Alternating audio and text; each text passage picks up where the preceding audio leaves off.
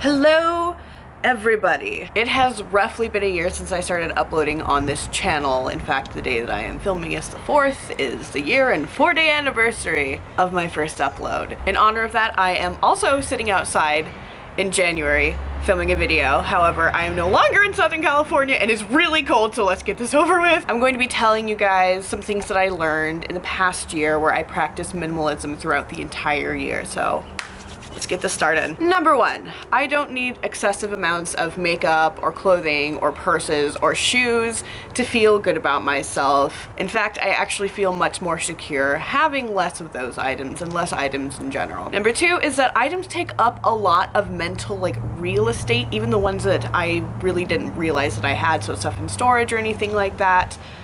Just owning a lot of stuff, mentally, my brain, I guess, subconsciously tries to keep up with it. So having less things, it's just like, okay, less things I have to worry about, we're good. Number 3 is that floor sleeping is hella comfortable. I did not expect that to be the case, but here we are. I did go back to sleeping on a full-sized spring mattress for a period of about 5 months, but that's it. The first month of the year and the past 6 months that I moved, I've all been sleeping on the floor and it's just done wonders for my back. Number 4 is that having a clear and clutter-free environment positively impacts my mental health.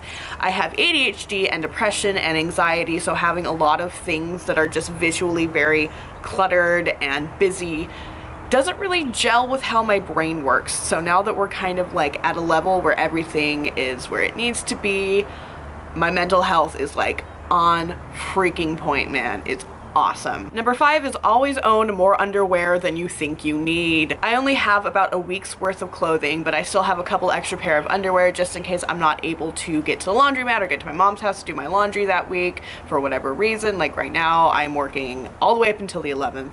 I don't really have time to do stuff, and I'm really happy that I have a few extra sets of underpants. Number 6 is that I do not need to carry a purse with me every single day, every single place. That was a practice that I used to have a year back and several years leading up to this. Honestly, all I really need is my phone for communication and all the helpful things that phones are able to facilitate in this day and age.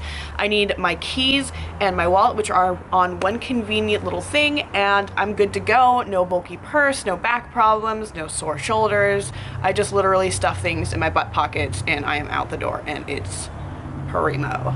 Number 7 is owning only one set of tableware. It means never having to face a sink full of dirty dishes ever again, and it's so nice. So nice. It does create a little bit of logistical bumps here and there, since having prep bowls is a really nice thing to have, but I figure it out and I make do and we're fine. Number 8 is pretty much a given. It's easier to stay tidy when you have less stuff. However, things still get cluttered, and that's okay. You don't need to beat yourself up about it. Just, tidy when you have time and enjoy your clean little space afterwards. Number 9 is that I still own way too many skincare items. I think my goal for 2018 is going to be paring down my skincare stuff. I don't want to throw all of it out because that would be immensely wasteful and kind of stupid. I'm definitely going to be working towards using up all my items and then only repurchasing what I truly love or things that are more sustainable options. Number 10 is that not everyone gels with this lifestyle, and that is perfectly fine. Everyone's brain works a different way, so it would be completely ridiculous to expect everyone to have the same ideals and goals that you do. So, you know what? Just live and let live, yo. It's okay. On the same vein though, number 11 is don't declutter other people's things without asking permission. Just don't do it. It's a bad idea. It's disrespectful. I did it once. I thoroughly regret it. Ha! Don't do it. Number 12 is that I really hate being advertised at.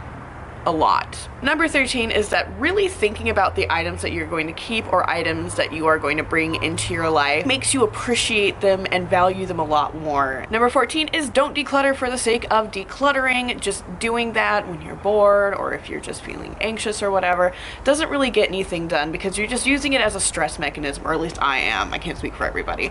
But, decluttering for the sake of decluttering isn't really helpful. You need to go in with purpose and with a goal in mind, and just doing it because, oh, this person's decluttering, I should probably declutter with them when you're not ready, never really has a good outcome. Getting rid of things you need just for the sake of getting rid of something It's not logical. Number 15, our safety razors are the shit. I haven't gone back to a disposable razor since I bought my Merkur long handle, and hands down one of the very best purchases I made this year. Super good, super effective, very low waste, and overall much cheaper than having to rebuy razor refills constantly. And then kind of in the same vein, number 16 is Diva cups are awesome. I really like mine, but they don't work for everyone. Number 17 is that it is completely okay to mess up. What makes it not okay is not learning from it. So if you learn from messing up, that's fine. Sitting there and stewing and beating yourself up about messing up is not healthy. You just have to get something out of the situation, you know? Number 18 is that holding on to items just in case to perpetuate a negative self-image that you have is not healthy, and you're better than that.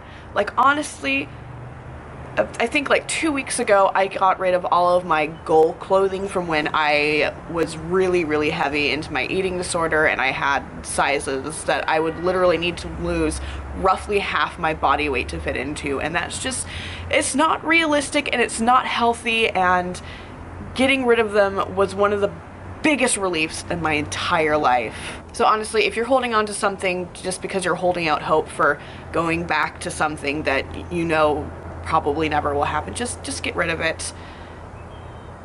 It's gonna be better in the long run. And 19, the final one, competition and elitism in the minimalism community is total bullshit, and people that are like that are binguses.